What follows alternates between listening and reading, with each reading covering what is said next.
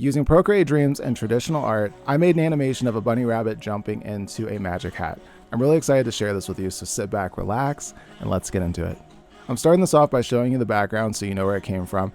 I'm using chalk and oil pastels as well as colored pencil on pastel paper. Not too much to say about it. I do make some changes to this down the road, but ultimately this is the base of it, and that is where the background came from. Although I do use keyframes later on in this video, a good portion of this animation is just done frame by frame. So the first part of this, I'm using flipbook mode, and you can access that by hitting the little squiggly icon and then taking your finger on the middle part of the timeline and dragging it down, and then you'll see that little window of your flipbook, which you can drag anywhere on the screen. If you're someone who's been using Procreate Assist for a while like I was before Dreams came out, I do think this is a very nice addition to the Pro Dreams software. This is where I'm going in frame by frame and adding a lot of my colors and the details to the rabbit.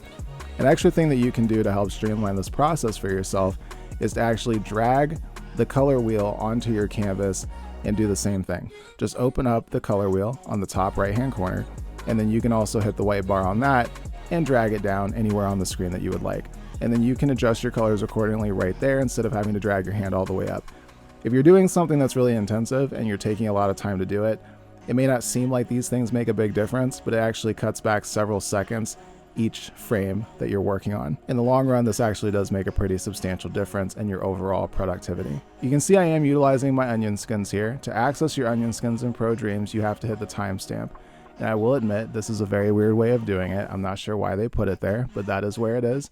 In this settings menu, you can access your backwards and forward onion skins, and you can choose what color you would like them to be, as well as how many you would like to see in addition to the opacity of those layers.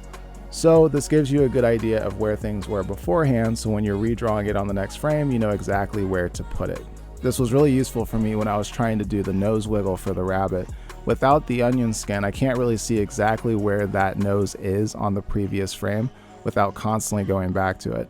So now I can see where the nose is, and I know exactly how far down to draw it to show the nose going down, and then just have the original frame where it was so it looks like the nose is going back up. And then if I duplicate those a bunch of times, you have that little nose wiggle that you can see happening right now. So utilize those tools to your advantage, and you will definitely have a much easier time getting through the frame by frame process. The next part of this animation is the rabbit jumping into the hat. This is very keyframe focused because I am dragging the rabbit across the screen into the hat using the record feature. Idealistically, this would make this process a lot easier, but I think I ended up spending more time adjusting the keyframes than I would have just duplicating the layer over and over and over again and then repositioning it how I needed to position it. The problem with the keyframes that I experience is that there's no real way to know exactly which one is which. You can get more information by double tapping on the frame to see where the X and Y axis actually is, but it doesn't tell you what it's doing. You have to be able to interpret those numbers for what they are, and I still am not fully capable of doing that.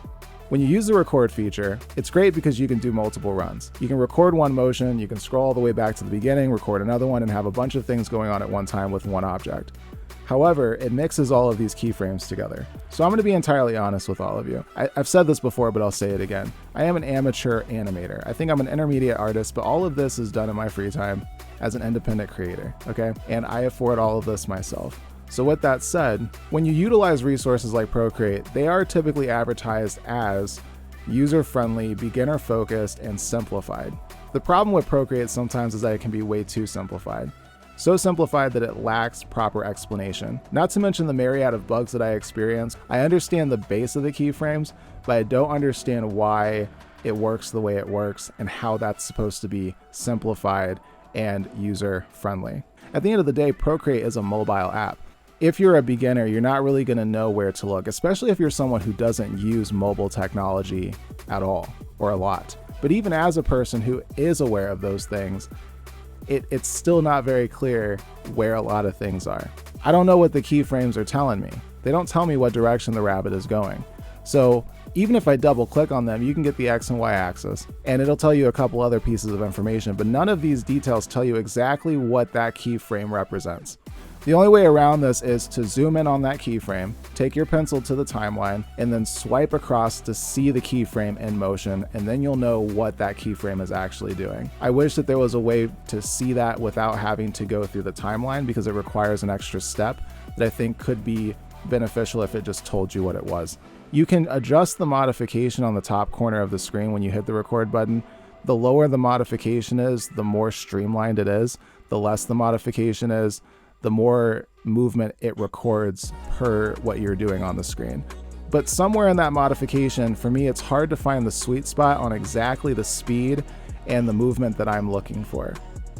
Not only did I need it to jump up, I needed it to turn over and downward into the hat while it was jumping, so it jumps inside of the hat. So I'm finding the limitations to this type of resource really isn't for very short bouts of footage. So the jump did take the most time. I don't think it had to. The last part of this is the ear. When the rabbit comes out of the hat, and I did that just, moving it up on the canvas using the record feature. I think that's more what the record feature was meant for. But nonetheless, I did frame by frame of its ear bending, and then I also wiggle its nose one more time, and then it goes back into the hat. So once the rabbit is done moving, I do add some extra elements to this. The wand moves around and it does a little bit of magic. I didn't include that in the recording because it wasn't that much. It was just frame by frame. With all of that said, thank you guys so much for watching. I appreciate your time as always. I hope that you have a great rest of your day. Stay beautiful, stay true, stay you, and above all else, stay cozy. I will see you guys in the next video. Peace.